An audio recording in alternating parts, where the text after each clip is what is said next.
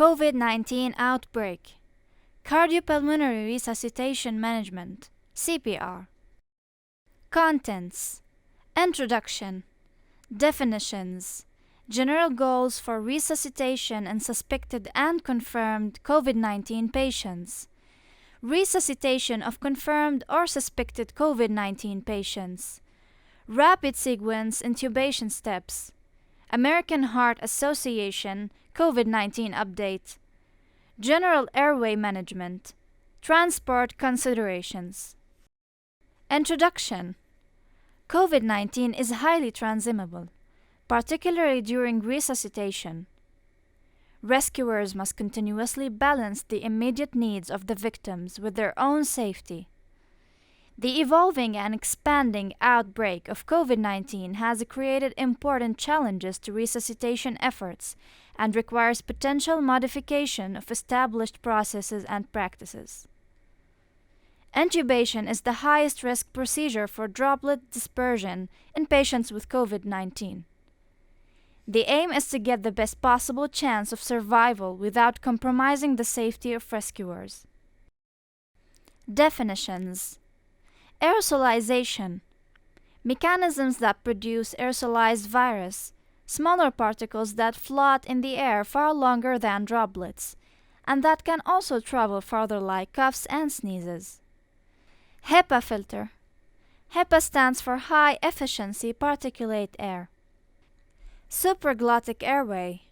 Devices that keep the upper airway clear for unobstructed ventilation, like the laryngeal mask airway. Capnography. The monitoring of the concentration or partial pressure of carbon dioxide in the respiratory gases. Advanced cardiac arrest algorithm. Like Advanced Cardiac Life Support (ACLS) for adults and Pediatric Advanced Life Support (PALS) course. RSI Rapid Sequence Intubation. NMBA Neuromuscular Blocking Agent Paralytic Medication. IVF Intravenous Fluid. PPE Personal Protective Equipment. General goals for resuscitation in suspected and confirmed COVID-19 patients. Improve CPR outcomes. Reduce provider exposure to COVID-19. Staff safety remain a critical priority.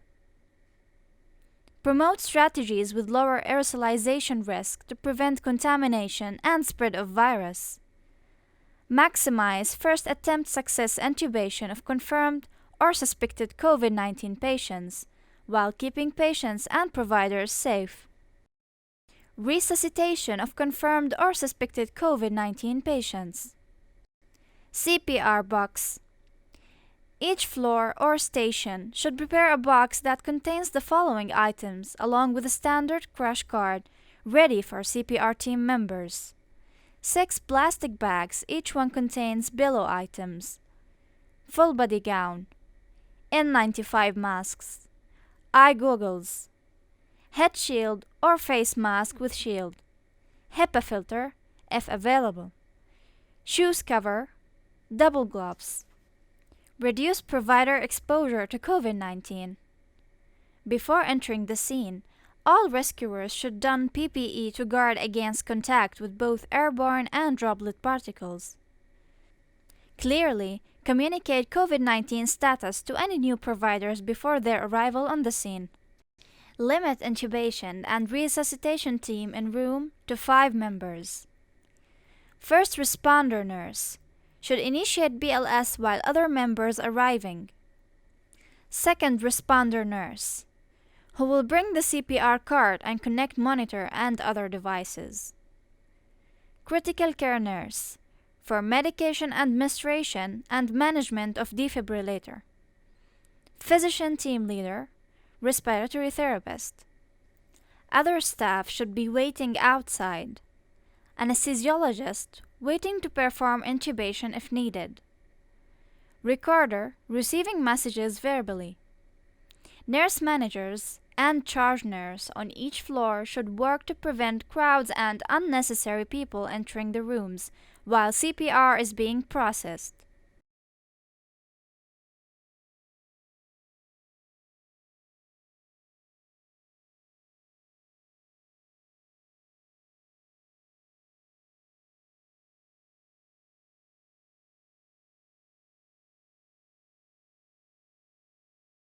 This is an illustration for suggested room organization.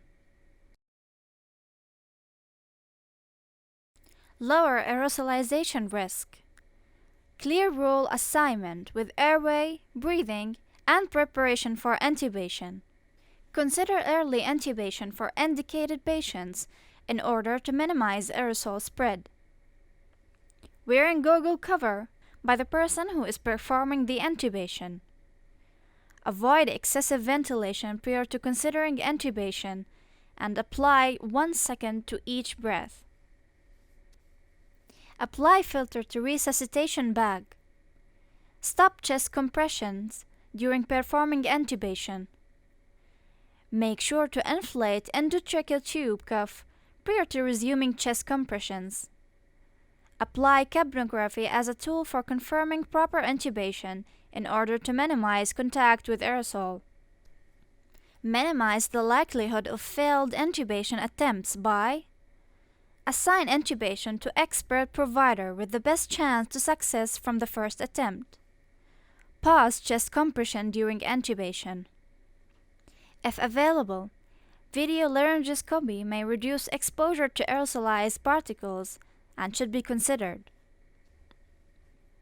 If intubation is delayed, consider manual ventilation with a supraglottic airway or bag mask device with a HEPA filter. After intubation, maintain closed circuit and minimize disconnections to reduce aerosolization.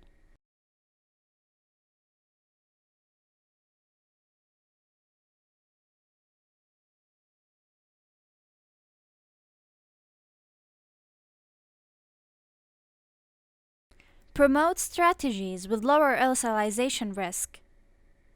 If available, attach a HEPA filter securely to manual or mechanical ventilation device before administering any breaths.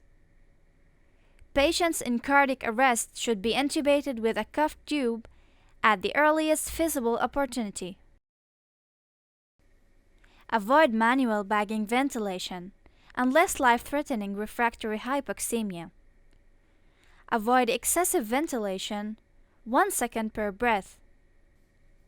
A vice grip VE is recommended to maximize the face mask seal and minimize gas leak after induction. Rapid sequence intubation steps, the 7 Ps. Preparation, pre-oxygenation, pre-intubation optimization, protection of patient and staff, paralysis with induction, placement, intubation, post-intubation management. Call for intubation.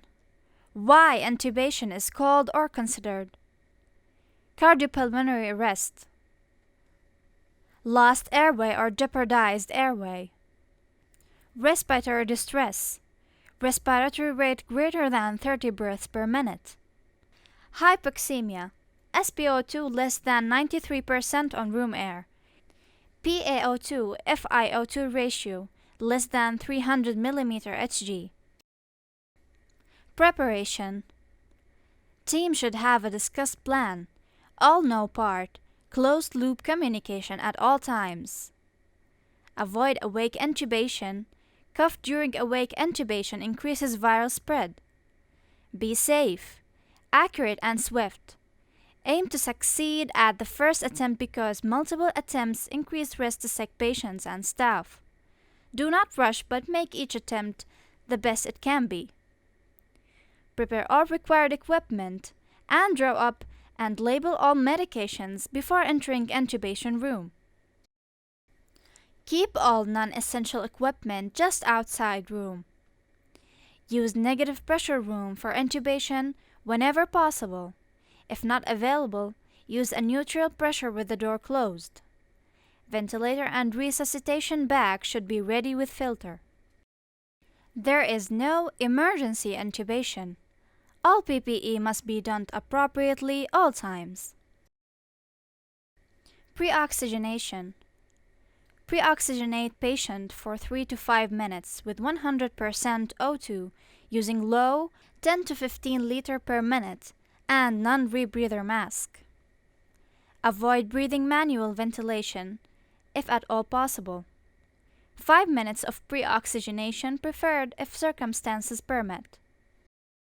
If needed, pre-oxygenate with modified, non-invasive ventilation by using tightly fitting, non-vented mask connected to closed-circuit, dual-limb ventilator with HEPA filter. Use a full face mask if available. Reduces aerosolization. Mask must fit standard ventilator tubing. Continue non-invasive ventilation until patient apneic. Suspend ventilator before removing mask for intubation. Upright posture or reversed Rendenberg positioning improves pre-oxygenation. Consider passive supplemental oxygen with nasal cannula during intubation attempts, 6 liters per minute. Do not use high-flow nasal cannula due to exposure risk. Pre-intubation optimization. May give IV fluid bolus prior to giving rapid sequence intubation medications to patients who are volume depleted. Avoid high-volume fluid resuscitation in COVID-19 patients at risk for acute respiratory distress syndrome. Push-dose pressor may be needed for patients at high risk for hemodynamic decompensation. Vasopressor infusion, for example, norepinephrine, may be needed for patients with hypotension or hemodynamic instability before or following administration of RSI medications. Protection of patient and staff. The appropriate use of PPE, standard and droplet precaution must be implemented all the time. PPE should be worn and checked before all airway management, even in an emergency. Wearing goggles by the person who is performing the intubation. Clearly communicate COVID-19 status to any new providers before their arrival on the scene. Limit personnel in the room to only those essential for patient care. Avoid listening or feeling for breathing by placing your ear and cheek close to the patient's mouth. Paralysis with induction. Use high-dose neuromuscular blocking agent, paralytic medication, rocuronium 1.5 mg per kg IV or succinylcholine 2 mg per kg IV. Goal is rapid onset apnea and elimination of cough. Placement, intubation. Have available all standard airway equipment plus bag mask with HEPA filter. Place the filter between the resuscitation bag stem and the mask. Video laryngoscope. Ventilator and tubing with inline adapters for suctioning and bronchoscopy, and HEPA filters. Waveform capnography, if available, should be placed between the filter and the resuscitation bag stem. Supraglottic airway device as backup. Do not delay intubation if the patient is worsening or is unstable. Proactive intubation is preferred, especially with increased inspiratory efforts. If trialing high-flow nasal cannula or BiPAP and CPAP, if no improvement within 1 to 2 hours, distress, PaO2 FiO2 ratio is less than 150, intubation is recommended. Consider use of a covering over patient's head during intubation, large clear trash bag, O2 tent, etc. to decrease aerosolization risks. Use video laryngoscopy whenever possible, if available. Supraglottic airway preferred for rescue oxygenation and ventilation if needed, for example, intubation difficulty.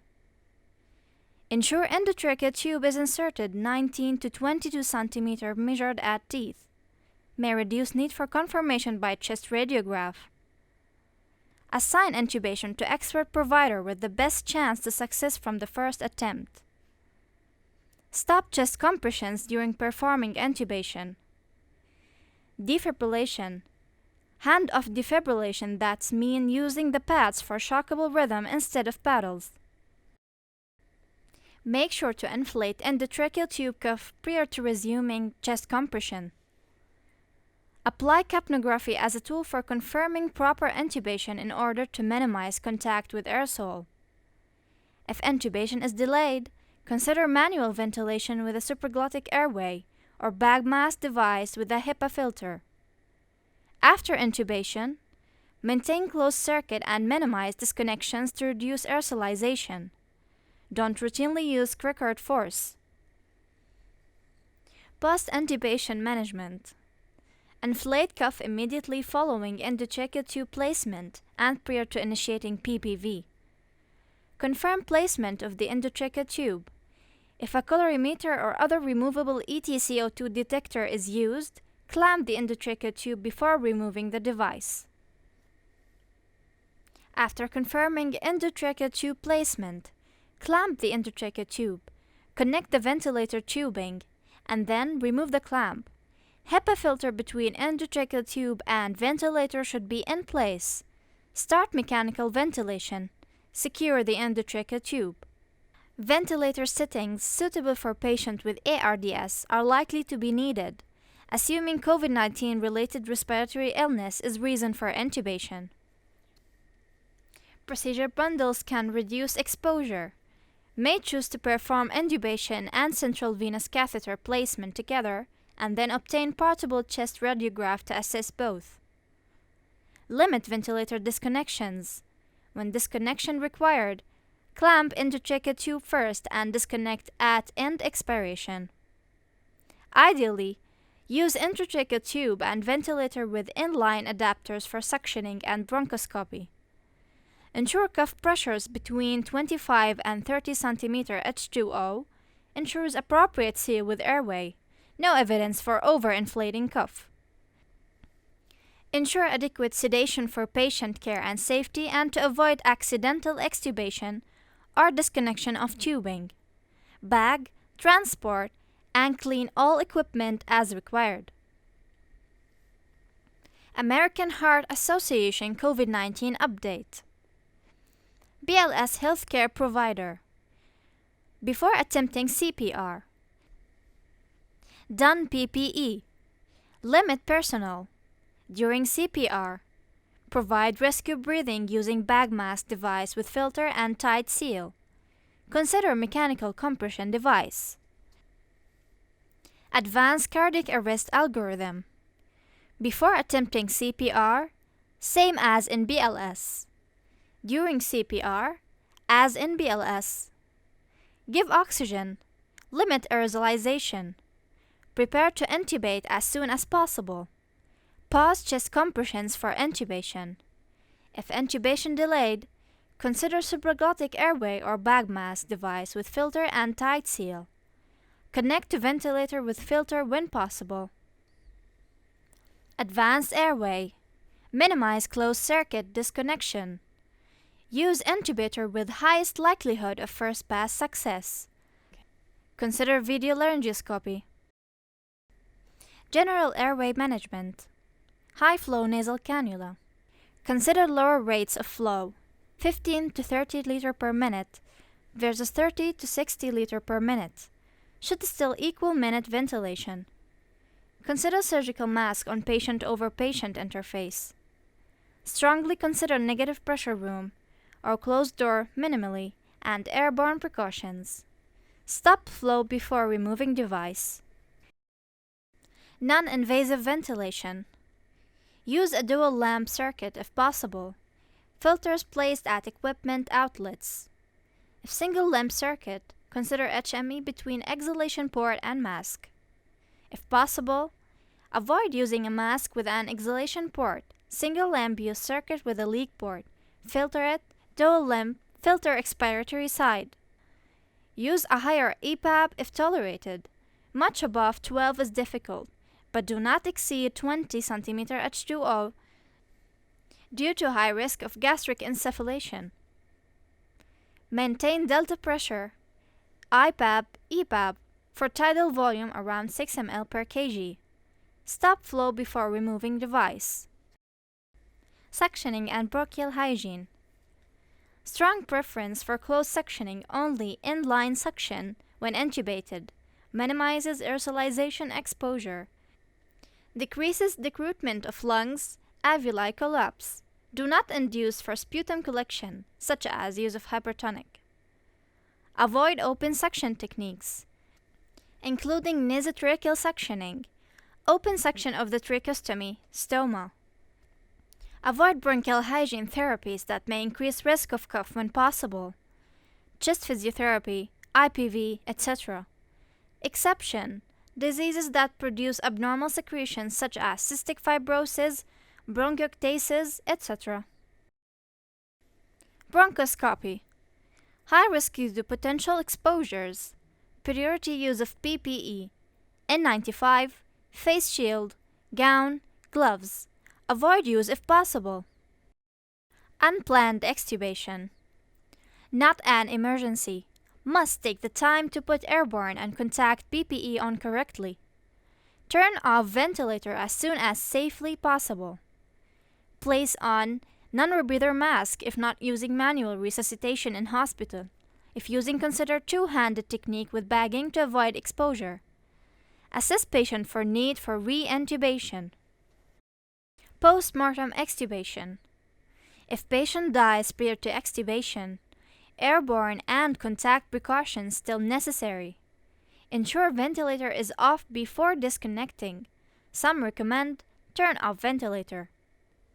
Clamp endotracheal tube. Disconnect the ventilator and immediately cap it. Leave patient intubated. Leave clamped or consider immediately placing filter and cap on end of endotracheal tube. If possible, avoid procedures that increase exposure risk, including trach placement or change, bronchoscopies, etc. Transport considerations. Avoid transport when possible, including limiting away from room imaging and procedures to absolutely essential for treatment only. Consider early transfer of deteriorating patients to ICU medically essential transport only. Inform receiving department of COVID-19 patient beforehand. Transporting team should wear PPE. Some recommended all everything. CDC recommends full PPE while handling the patient, but then only wearing a face mask during transport. Patient should wear surgical mask if not intubated. Do not transfer on high-flow nasal cannula, non-invasive ventilation, etc. Cover patient with a clean sheet. Clean and disinfect all high-touch surfaces, including side rails, headboard, footboard, etc. Routes should be designated and dedicated if possible between departments to minimize contact with others. If team must pass through bystander area, it is advised to have security or someone who can safely clear the area prior to arriving.